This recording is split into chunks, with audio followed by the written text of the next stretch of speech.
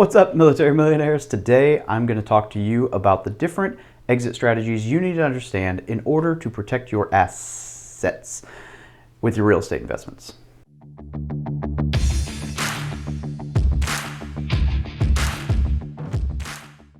It is important to understand exit strategies with any investment that you make.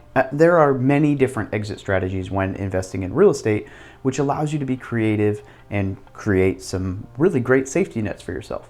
Now, that being said, you still need to plan ahead for these items as opposed to just taking it in stride. The last thing you want to do is get finished with the product, realize that it might not cash flow or maybe just won't cash flow as well as you had originally thought it would, and then you haven't planned out any other way to exit the deal without losing money.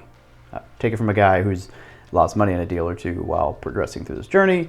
Not fun. A sale of the home is, the most self-explanatory exit strategy of them all. However, there can be some intricacies involved in the sale of your home. You need to understand that if you list the home with a realtor, you will traditionally pay a 6% commission that is split between the buyer's and seller's agents. You may also be responsible for some closing costs and even repairs depending on the results of the home inspection. Be sure to factor this in before listing the home and ensure that you won't have to bring money to the closing table, because you're losing money by selling the home is just not fun. Also, selling your home as a for sale by owner, FSBO, might mean that you're eliminating the realtor's commissions.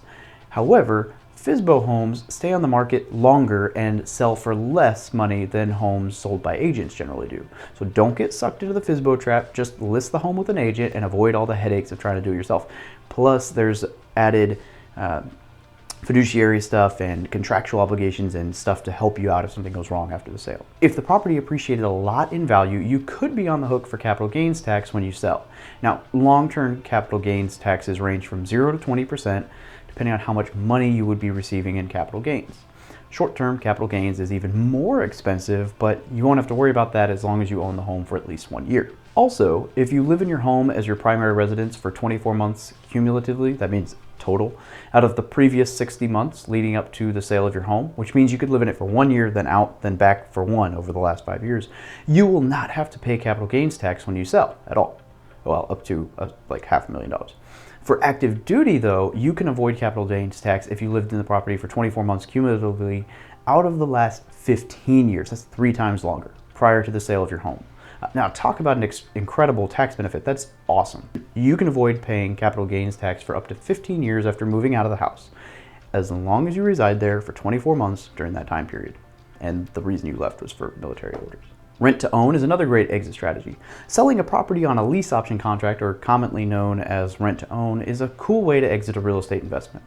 Now, there's several ways to structure this, but essentially you are renting the home to a tenant with an option for them to purchase it. Typically, the tenant will pay you a fee to lock in the option and then sign a long-term lease with an option to purchase the home at an agreed upon price. Let's assume that the home is worth $100,000 at the time you sign this option contract.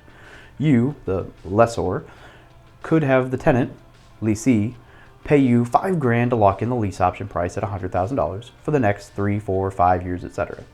If they choose to execute their option to purchase the home, you are obligated to sell it to them at that price, no matter what the value of the home is at that point in time. Now, this is a good deal for the leasee because they have the option, not the obligation, but the option to purchase a home for $100,000 that could have appreciated to 110, 120, 130, depending on how the market does, or even more in the time that they've been renting.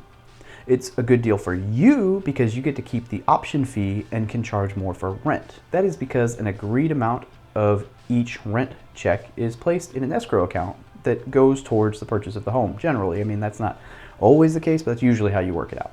If the tenant executes their option to purchase, they get the money in escrow. If they fail to execute the option or break the lease or violate the terms of the contract, you get to keep the escrow money. Also, with a lease option contract, the leasee is on the hook for maintaining the property depending on how you write the contract, which increases your cash flow even more. This is a win-win strategy that can help both parties a lot. Landlords like to use this strategy to increase their cash flow and mitigate expenses on a property, and tenants like the rent-to-own option because it allows them to find a home they like while building their credit or improving their finances to execute the purchase if, say, a bank won't lend to them or they don't have the down payment. They also get to take the home out for a test drive, so to speak. So if they don't like living there after a few years, there's no obligation for them to execute the option to purchase the property. Next up is the 1031 exchange. The term 1031 exchange is defined under section 1031 of the IRS code. To summarize, this strategy allows an investor to defer paying capital gains tax on an investment property when it is sold, as long as another like-kind property is purchased with the profit gained by the sale of the first property. Now, I know that sounds kind of complicated, so we're going to walk through this real quick. The 1031 exchange is a great strategy for real estate investors to dodge a large tax bill, at least at the time being. Basically, if you want to avoid paying that pesky capital gains tax on your investment properties, you can utilize a like-kind exchange to defer those taxes until a later date. Now, it is important to note that you aren't erasing these taxes, simply deferring them until a later date. But it is possible to continue deferring these taxes until you pass away. Probate is a great way to mitigate the taxes you pay, or at least you pay. Maybe someone else, depending on how you do it. I don't know. And depending on what taxes look like, then who knows? That's a whole different subject. As great as this sounds, the major downside is how tedious and complicated the 1031 process is. There are several rules that must be adhered to, or you will definitely end up getting slapped with that capital gains tax bill anyway. Rule 1 is that this must be a like-kind exchange. The term like-kind exchange is broad, but it means the property you sold and the new property must be of the same nature or character, even if they differ in greater quality. You can't exchange a car for real estate, but you can exchange any kind of real estate provided that it isn't personal property. So like raw land for commercial, you understand. Rule number 2, the investor has up to 45 days from the closing of the first property to identify up to 3 potential like-kind properties to purchase. This can be difficult and may force your hand to purchase a less than ideal property if you aren't careful. But a less than ideal property might still be better than the large capital gains tax, depending on your situation. Rule number 3, the investor has 180 days from the closing of the first property to close on the identified new property. You have 180 days or until the tax return, which has the sale of the first property, must be filed with extensions, whichever one is sooner. Rule number 4, the new property must be of equal or greater value than the first one. Suppose your current property is worth $500,000. You must purchase at least $500,000 worth of real estate in order to defer 100% of the tax bill. Rule number 5, only applicable for investment or business properties. This exchange does not apply to personally owned property at all. Rule 6, like the six-fingered man, amigo Montoya, must not pay boot. If you fail to purchase a $500,000 property with the exchange and instead only buy $400,000, you will have to pay capital gains tax on the $100,000 that was not rolled into this new purchase amount.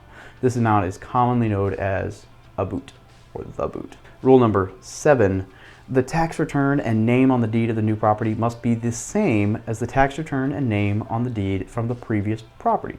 The only exception to this rule is if the previous property was owned by a single member LLC, they could title the new property in their name or the single member LLC, since they're technically considered pass-through income. Rule number 8, and potentially the most important out of all this, is smash the like button to tell YouTube that this video has been helpful to you, because it really does boost the algorithm, and I appreciate you. Now, be sure you meet with a qualified intermediary who has an experience with a 1031 exchange in order to help you navigate these complicated waters. If you can execute the 1031 exchange correctly, there are some great benefits to doing so. But it isn't the end of the world if you pay some capital gains tax. You still made a lot of money with this investment, otherwise you wouldn't be paying capital gains tax. Just saying. You make $100,000, you gotta pay $20,000, $30,000, $40,000 back. That stinks. You still made $60,000, $70,000, $80,000 that you didn't have before. Now, another great exit strategy is refinancing, which is another great way to pull equity out of a property without paying taxes. It can be an incredible strategy to build wealth too. Now, there are, of course, many factors to consider before refinancing, and should I refinance my home is one of those questions that I get all of the time, and my answer is almost always, it depends. All right, there's a lot of refinance strategies out there. Now, I have a very detailed video on this in the Real Estate Investor playlist, so definitely go check that out if you want more information. A cash out refinance is one where you can pull cash out make the mortgage a little bit bigger and hold on to it. I did that very successfully a few months ago, and it was incredible.